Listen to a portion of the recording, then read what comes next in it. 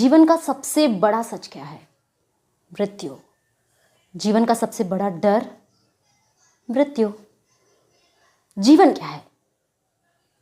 और अगर मैं कहूँ मुक्ति, तो वही आज हम जानने की कोशिश करेंगे।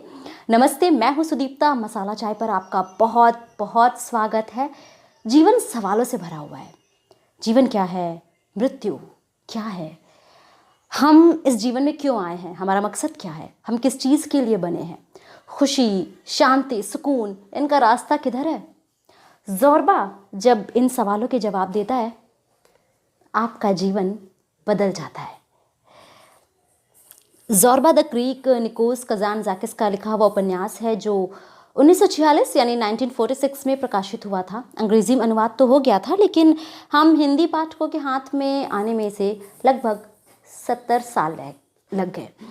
और थैंक्स टू श्रुति अग्रवाल, जिन्होंने बड़ी मेहनत और समर्पण से इसका अनुवाद किया और ये किताब आज हम हिंदुस्तानी पाठकों के हाथ में है।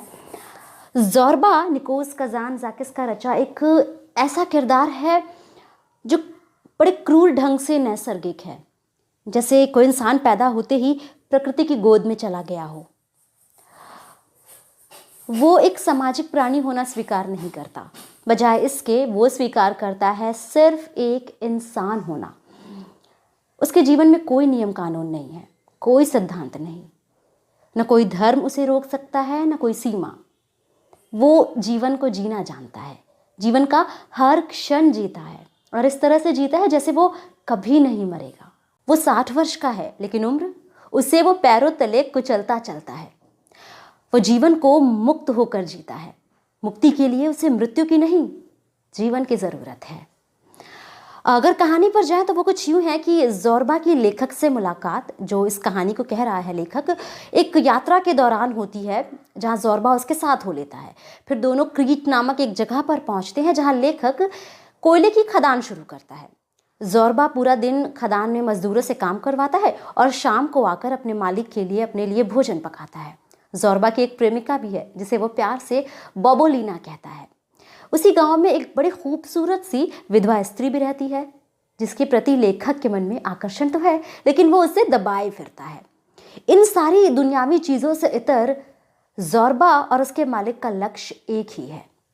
वो मुक्त हो जाना चाहते हैं, बुद्धत्व प्राप्त कर लेना चाहते हैं, लेकिन दोनों के रास्ते अलग अलग हैं। लेखक सब कुछ छोड़कर मुक्त हो जाना चाहता है और ज़ोरबा मुक्त होकर ही जीवन जीता है। लेखक के मन में सैकड़ों सवाल हैं और ज़ोरबा के पास उसके जवाब। लेखक का मन द्वंद्वों से घिरा हुआ है और ज़ोरबा हर द्वंद्व से मुक्त है। वो लेखक को सही रास्ते के चुनाव की अहमियत समझाता है। हर शाम जब वो दोनों बैठकर खाना खा रहे होते हैं और वाइन के घूंट गटक रहे होते हैं, ज़ोरबा उन्हें अपनी ज़िंदगी के किस्से सुनाता है। उसके पास अनुभवों का ज़खीरा है। युद्ध के दौरान उसने बहुत कुछ किया है। उसने हत्याएं की हैं, उसने घरों को जलाया है, उसने पूरा शहर तबाह किया है। उसके हाथ गुनाहों से रंगे हैं। उसने प्रेम भी किया है, मदद भी की है, लेकिन वो अपने अपराधों का बोझ ढोकर आगे नहीं बढ़ता, बल्कि उन्हें भूलकर, उनसे कुछ सीख कर आगे बढ़ता है। और यही कहानियाँ वो लेखक से साझा करता है। ज़ोरबा का साथ लेखक को बहुत पसंद भी है। उसके पूरे दिन का सबसे सुंदर वक्त होता है जब वो ज़ोरबा के साथ बैठकर बात कर रहा होता है, खाना खा रहा होता है, उससे किस्से सुन रहा होता है। मगर ज़ोरबा के चरित्र के बहुत सारे पक्ष हैं। जैसे वो खूबसूरत लड़कियों के पीछे पागल है। उसने जाने कितनी लड़कियों के साथ रातें गुजारी हैं, झूठ बोला है, बराबरी का अधिकार देते हुए प्रेम भी किया है। अब जब हम ज़ोरबा के चरित्र के इस पक्ष पर बात कर रहे हैं तो मैं एक चीज़ बता देना चाहती हूँ कि पढ़ते वक्त ज़ोरबा के चरित्र की ये जो एक चीज़ है, औरतें जो उसके जीवन में अहमियत रखती हैं, आपको थोड़ा सा खटक सकता है। या फिर आप ये सोच सकते हैं कि औरतों के प्रति ऐसी सोच क्यों। यहाँ पर बस एक ही चीज़ समझने वाली है कि हम 2022 में बैठकर 1946 की एक किताब के कैरेक्टर का चरित्र जो है वो जज नहीं कर सकते, होना भी नहीं चाहिए। हम इस वक्त एक अलग समय में हैं और वो एक अलग समय था, और सिर्फ इस वजह से ज़ोरबा की जो जीवन जीने की कला है, उसका जो दर्शन है, उस पर कोई असर नहीं पड़ता है। वो एडमायरेबल है।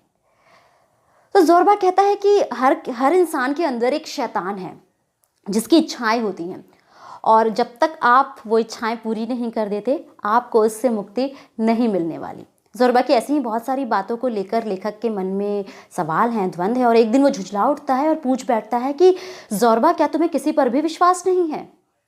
ज़ोरबा कहता है, नहीं, मुझे किसी चीज़ या इंसान पर विश्वास नहीं है, बस ज़ोरबा पर है।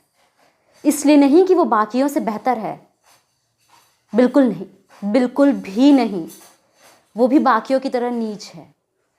मुझे ज़ोरबा पर विश्वास इसलिए है क्योंकि वही एक है जो मेरे अधिकार में है, जिसे मैं जानता हूँ। बाकी सब भूत है। मैं इन आँखों से देखता हूँ, इन कानों से सुनता हूँ, इन हाथों से खाना पचाता हूँ। मैं आपसे कह रहा हूँ, बाकी सब भूत है। जब मैं मरूंगा, सब मर जाएंगे, संपूर्ण ज़ेर्बेटिक दुनिया ख़त्म हो जाएगी। हाँ, ज़ोरबा को खुद पर इतना ही विश्वास है। ज़ोरबा एक ऐसा किरदार है जो पढ़ते वक्त आपके जहन में जगह बना लेता है और मजबूती से वहाँ जम जाता है। जब आप पढ़ते हैं तो आप पाते हैं कि ज़ोरबा अपने आत्मा की आवाज़ सुनता था। वो अपने शरीर और उसके हर एक अंग को समझता और सुनता था। वो भोजन ऐसे करता है जैसे कोई आध्यात्मिक क्रिया कर रहा हो। उसकी खुशी, उसका दर्द सब नृत्य की भाषा में व्यक्त होते हैं। ज़ोरबा नाचता है। इस उपन्यास में पहले आप एक ऐसे व्यक्ति से मिलते हैं जो जीवन में अर्थ ढूंढ रहा है, जो बुद्धत्व प्राप्त कर लेना चाहता है, मुक्त हो जाना चाहता है, और उसके मार्ग में उसकी मुलाकात होती है ज़ोरबा से। इसके अलावा यदा कदा कुछ अन्य दोस्त भी उस पर असर डालते हैं जो उसे अपने अपने रास्तों की ओर खींचते हैं। वो कंफ्यूज है। वो बुद्ध पर लिखी जा रही अपनी मैन्युस्क्रिप्ट को पूरा कर लेना चाहता है, लेकिन बार बार उसमें खलल पड़ता है।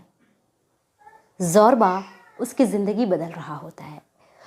पुस्तक के अंतिम कुछ पृष्ठों में एक दृश्य आता है जहां लेखक ज़ोरबा से कहता है कि क्या तुम मुझे नृत्य करना सिखाओगे? ज़ोरबा उसे डांस करना सिखाता है और कहता है, देखो, तुम नाच सकते हो, तुम मेरी भाषा सीख गए हो। ज़ोरबा जीवन जीने की कला सिखाता है, जीवन में मुक्त हो जाना सिखाता है, मृत्यु को जीतना सिखाता है, चुनौतियों को ललकारना सिखाता है। लेकिन क्या वाकई ज़ोरबा की भाषा सीखना इतना आसान है? क्योंकि वो खुद कहता है कि आप स्वतंत्र नहीं हैं, आप एक रस्सी से बंधे हुए हैं। इस रस्सी को काटने के लिए आपके अंदर एक पागलपन होना चाहिए, मूर्खता होनी चाहिए। इसके लिए जोखिम उठाना पड़ता है। आप कितने तैयार हैं? वाकई इस किताब को पढ़ना भी बिल्कुल ऐसा ही अनुभव है। आप जोखिम उठाते हैं और आपकी ज़िंदगी पूरी तरह से बदल जाती है, इस बात की गारंटी है। अगर आप तैयार हैं, इस किताब को पढ़ सकते हैं। किताब खरीदना चाहते हैं तो मैं लिंक डिस्क्रिप्शन बॉक्स में दे दूंगी। अगर आप वहां से ऑर्डर करते हैं तो आप एक तरह से मसाला चाय को, यानी मुझे, छोटा सा सहयोग देते हैं। किताब के बारे में जानकर कैसा लगा कमेंट बॉक्स में बताइएगा। पढ़ चुके हैं तो आप अपनी राय दे सकते हैं बिना स्पॉइलर दिए, वरना मैं कमेंट डिलीट कर दूंगी। ठीक है, आज के लिए इतना ही। अपना बहुत सारा ध्यान रखिए और खूब सारी अच्छी अच्छी किताबें पढ़ते रहिए। मिलूंगी जल्दी अगले वीडियो में। मुझे इंस्टा पर फॉलो करना मत भूलिएगा। Tata, bye bye.